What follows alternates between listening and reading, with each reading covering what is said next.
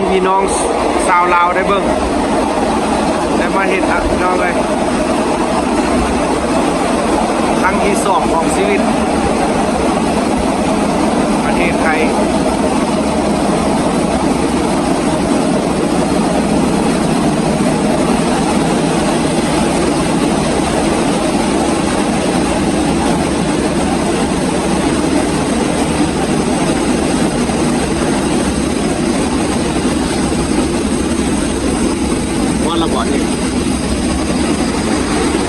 ยังบ่ฮอดยังบ่ฮอด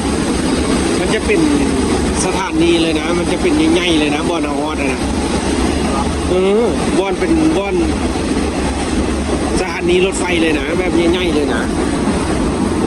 เอาพี่น้องครั้งที่2ของชีวิตเด้อเดี๋ยวมาเห็นเลยนะบ่ได้แต่มาเที่ยวลาวพี่น้องเอ้ยได้มาเบิ่งพาใส่แท้ๆเลยนี่พี่น้องเอ้ยได้มาเดินทางจากนี่เพื่อที่ไปอีกประเทศหนึ่งได้เห็นความเจริญพี่น้องเอ้ยความร่ำรวยความทันสมัยมีทุกสิ่งทุกอย่างอย่างนี้พี่น้องเอ้ย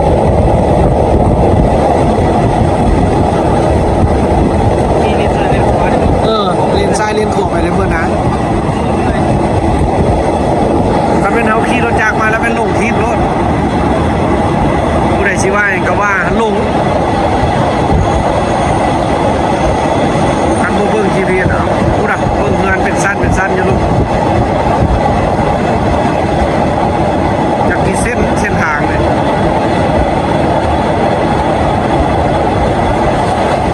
บ้านนั้นบ้านเพิ่นยังว่ารถติดเลยนี่มันทางได้ป่านนี้ยังว่ารถติด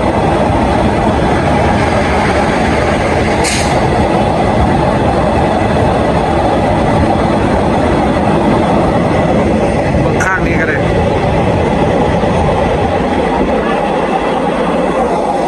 เต็มแต่ตึกเงินซานบ้านซ่อง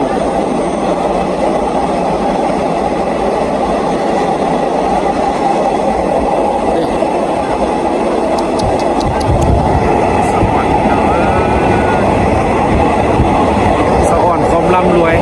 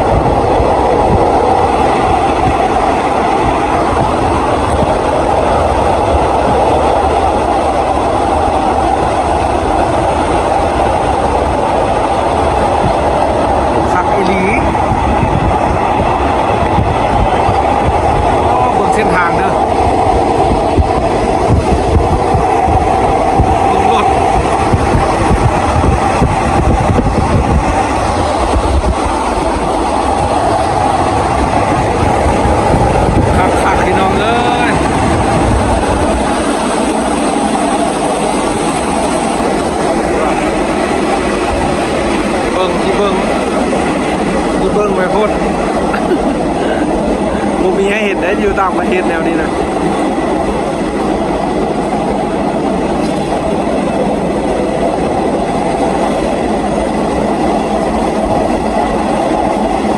ตัวหนึ่งเลยยอมเส้นทางยอมเลยพูดหรอสั้นดุ่มก็ได้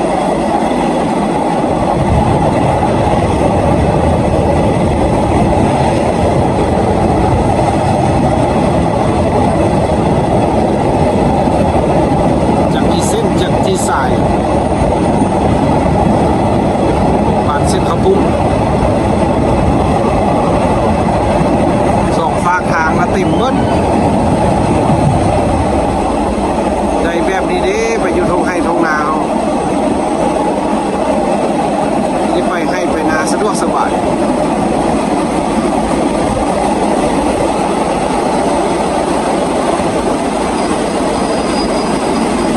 เคยมาแล้วที่มาเด้อมาเบิ่งมาเห็นมาใช้ชีวิตอยู่เมืองไทยนี่ส อกอยู่หากินหาความฝันตัวเองอยู่ในเมืองไทยเด้อเพิ่นก็ต้อนรับดี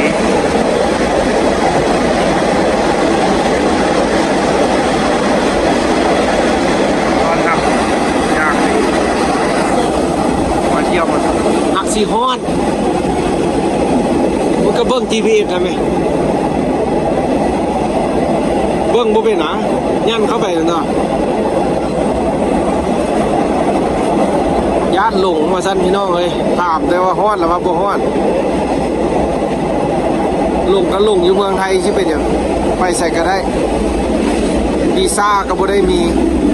เข้ามาได้ทุกเพศทุกวัย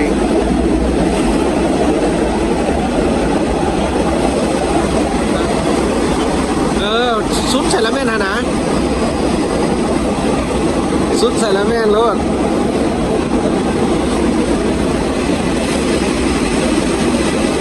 ยานหลงเลือดแต่เขาได้เนาะนี่แหละ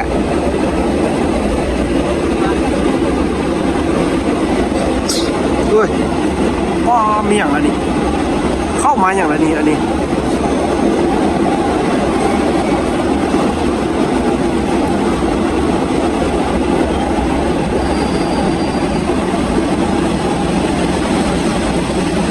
ตายมีอย่างละนี่อันนี้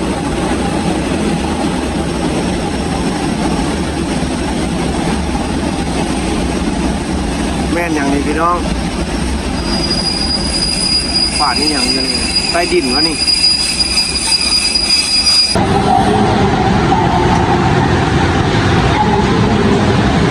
ไปเที่ยวไปบ่ทันนั่นไปน้ำเพิ่นนะย่างน้ำเพิ่นนี่นะเอาพี่น้องเลยได้มาพึ่งพาใส่เด้อประเทศไทยในการเดินทางอยากไปรถไฟใต้ดินดูครับยานมันหลายต่อยานบ่ทันเครื่องสิไปหารถแท็กซี่เลยซักแล้วเพิ่นไปส่งไอ้เพิ่นก็แนะนำบอกอยู่ให้ไป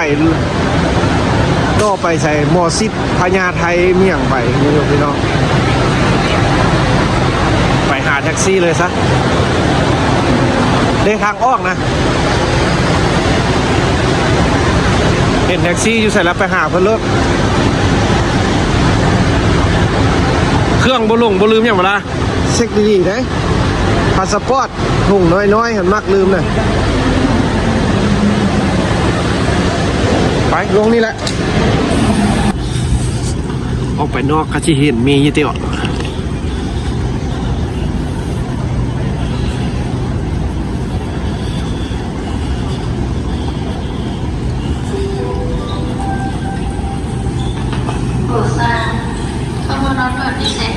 พูดเลยออกคุณข้างหน้าคุณ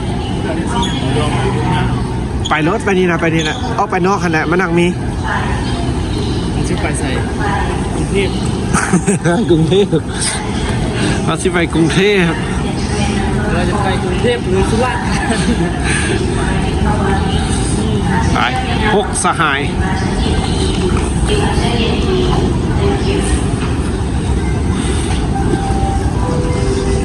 ไปมันทึกเด้อสิไปกรุงเทพเด้อ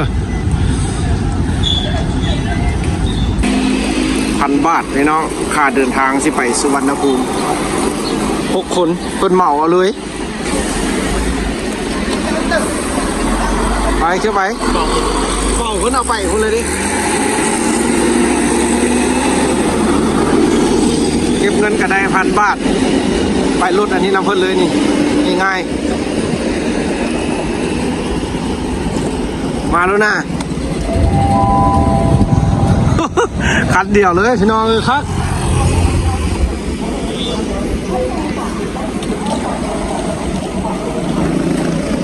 เอาขึ้นค่าทางด่วนค่าอย่างเพิ่นจ่ายเองเมื่อ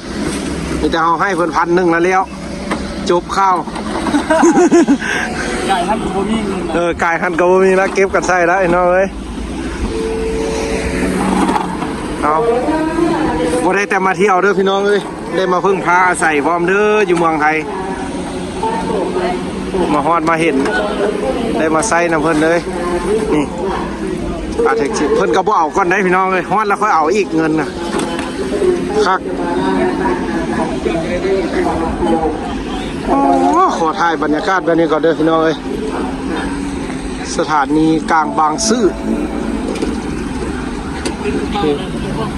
ขึ้นเอาใครเนี่ยไปพูดเอาเอ้ยสมเพิ่นเอา1,000แล้วเนาะจะเต็มรถตานั่งนอกเลยวะนั่งกันเลยวะเข้าในเมื่อที่บ่เอาจ้อยมึงอยู่ฮะ เดินนั่งนอกซะเอาโชคดีเด้อไปน้ำฝนเลยนะฮะไปน้ำฝนกาแฟมันได้เวลาซุปยากาแฟได้มากาแฟไหมเขาซื้อซุปยาได้ละเอาหัวหน้าสิไปนั่งข้างหน้าเด้อนั่งข้างหน้าโอ้มอเตอร์ไซค์โอ้ขอบใจหลายๆเด้อ